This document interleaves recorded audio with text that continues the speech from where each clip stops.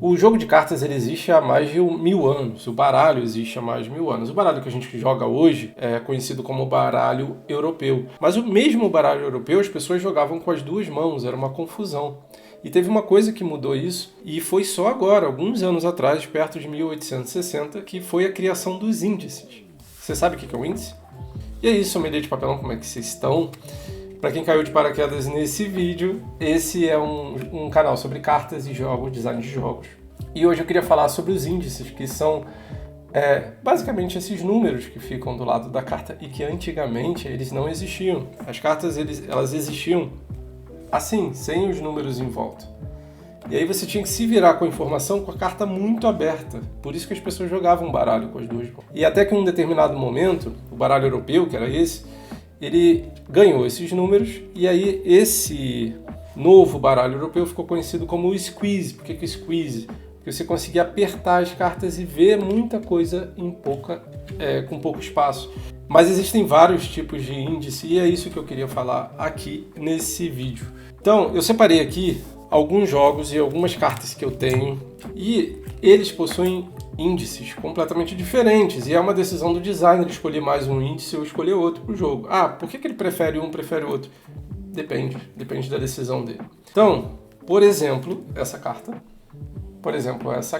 é uma carta com 4 índices. Então, quando você joga um jogo de baralho, é muito comum que o índice fique só em cima e só de um lado e só do outro, porque é o baralho para destros.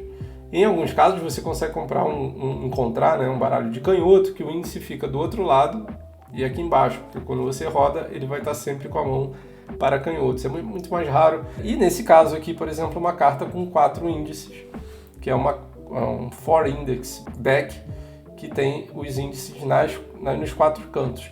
E aí você vai começar a olhar seus jogos de cartas que você tem e vai reparar que existem índices muito diferentes. Por exemplo, o tamanho da fonte também influencia. Isso aqui é um tamanho de fonte. É um tamanho de fonte standard, normal. Existe ainda o tamanho de fonte pequeno, que é para jogos muito específicos, que tem cartas menores, mas normalmente são baralhos mais premium, que tem esse número menor. Ou baralhos que você precisa ficar com muitas cartas na mão, normalmente mais de 15. O número precisa ser muito pequenininho, porque aí você consegue fazer mais squeeze, né? Deixar mais cartas na mão, elas ficam mais apertadinhas, sem esconder a informação de cada carta, você consegue ter uma visão de tudo.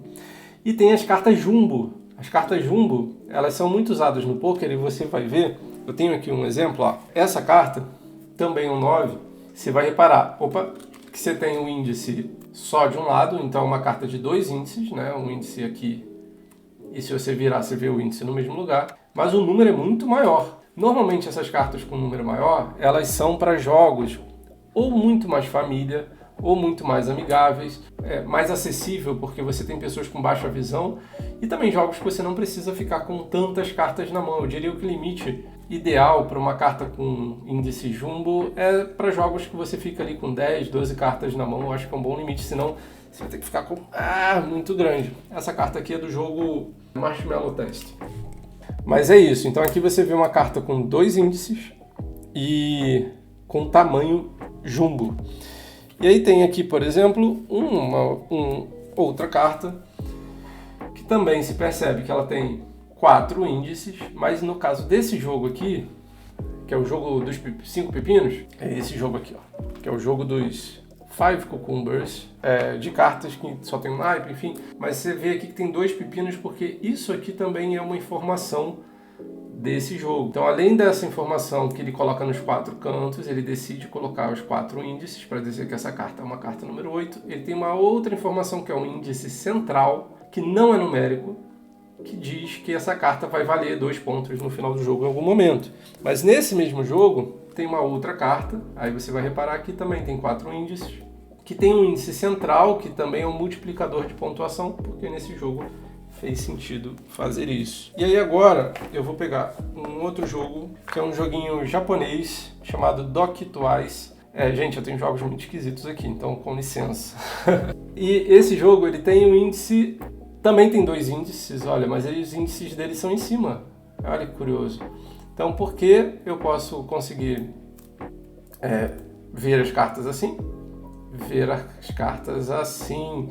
Por questão de acessibilidade, alguns jogos colocam o naipe com um símbolo junto. Então, por exemplo, o 7 é no naipe verde, mas além de ser no naipe verde, você vai reparar que tem essa curvinha. O 11, ele é do naipe marrom, e aí ele tem aqui uma outra figura atrás, mas é só para ajudar por questões de acessibilidade também.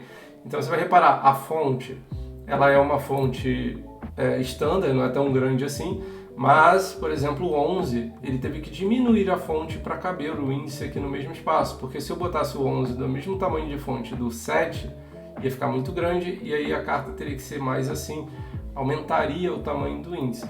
Mas por opção do designer, e normalmente isso acontece quando as ilustrações são as coisas mais importantes da carta, ou uma coisa que o designer valoriza muito na carta, ele não quer que as ilustrações fiquem de cabeça para baixo. Então, para evitar que as ilustrações fiquem de cabeça para baixo, porque elas fazem algum sentido para o jogo, ele coloca os dois índices no mesmo lugar e a carta vai servir tanto para destros quanto para canhotos. Olha que divertido. E aí eu vou pegar um outro exemplo, que é do jogo Trícaros, que também é um jogo de trick-taking, e muito legal que ele tem uma carta que nesse jogo ele tem uma dinâmica que você vai em algum momento do jogo virar as cartas e ela vai mudar o valor. Então, apesar de termos aqui 4 índices, meio que eu tenho só 2 índices em cima e 2 índices embaixo. Esses 2 índices é para uma condição do jogo e esses 2 índices é para uma outra condição do jogo. E aí dispara um gatilho que é toda vez que alguém joga o 5 nesse jogo, tá vendo que tem um símbolo aqui de rodar. Toda vez que a gente joga um 5, todo mundo vira as cartas e os valores mudam. Essa que é a grande dinâmica desse jogo aqui. Da mesma forma tem aqui o naipe, que não é a cor da carta, mas é essa nuvenzinha. E também por questões de acessibilidade, ela tem uma forma diferente para todo mundo, mesmo que tenha baixa visão ou algum tipo de daltonismo, consiga enxergar qual é o naipe ideal da carta. E tá aqui, o índice são 2 índices, porque é uma carta que precisa ter os 2 índices também da outra dinâmica do jogo. E tamanho é standard e tem um naipe acessível. Legal, né?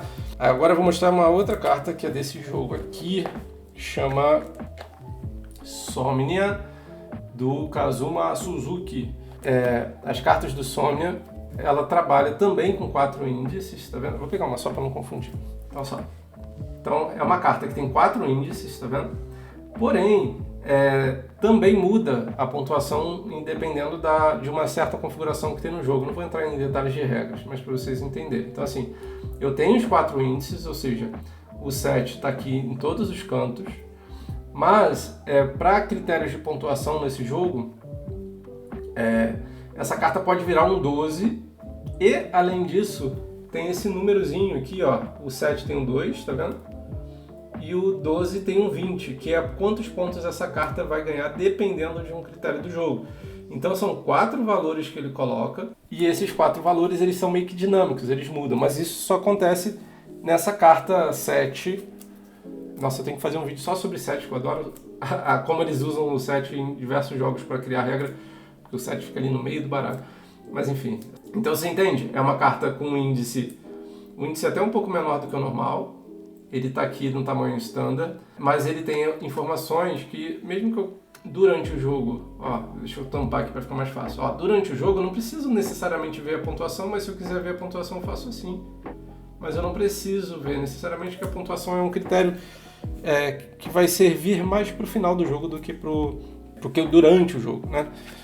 E aí eu peguei aqui também uma carta do Marvel Champions, que é um card game que também tem o índice, mas ele tem aqui os índices de critérios diferentes, ele tem as cores, então assim, ele tem categorizações e informações adicionais nessa carta que são relacionadas ao índice dela, e da mesma maneira que se eu tiver várias cartas na mão, eu consigo aqui através da minha usabilidade fazer o squeeze do baralho e enxergar pelo menos as informações mais importantes dela sem comprometer a usabilidade no jogo. Então assim, tem até outras informações, mas essa informação aqui, por exemplo, ela não é tão importante para quando ela está na minha mão, ela é mais importante para quando ela está na mesa. Então, informações que são mais importantes para quando está na mesa ou para quando ela está em jogo, eu não preciso colocar no índice. Mas para eu acessar facilmente e tirar as dúvidas sobre o que tem na minha mão e conseguir ter uma visão das minhas opções de ação, opções de carta em jogo, é muito importante a gente pensar na maneira como o índice é construído. Então é isso, gente. O jumbo, que é esse índice maior, como eu falei, além de ser uma questão de mais acessível, ele é muito usado no poker, porque no poker você normalmente tem uma mesa muito grande. Então você vai reparar, quando você vai comprar um baralho de farmácia, um baralho tradicional, que pode ser que o baralho venha com cartas jumbo, mas saiba que existem as cartas que não são jumbo, as cartas standard. Então assim, depende da sua preferência, ou jogos que você prefira ter 2 índices, jogos com índice para canhoto, então assim, tudo isso interfere. Tem cartas que não têm índice, o índice central. Como eu falei no início do vídeo, a primeira versão do baralho europeu nem tinha índice, ela só tinha a quantidade de naipes aqui para você saber qual era a carta.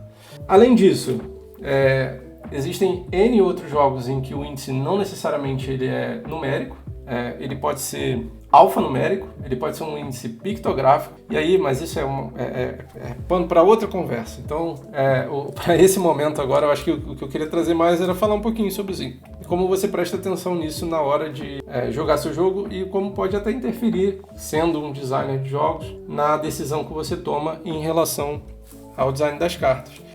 Esse é o vídeo de hoje, espero que isso tenha mudado sua vida de alguma forma.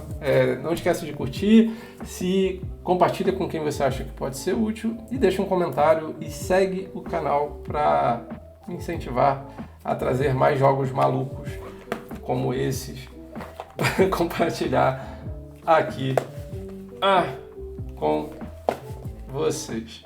Beleza? Valeu, galera!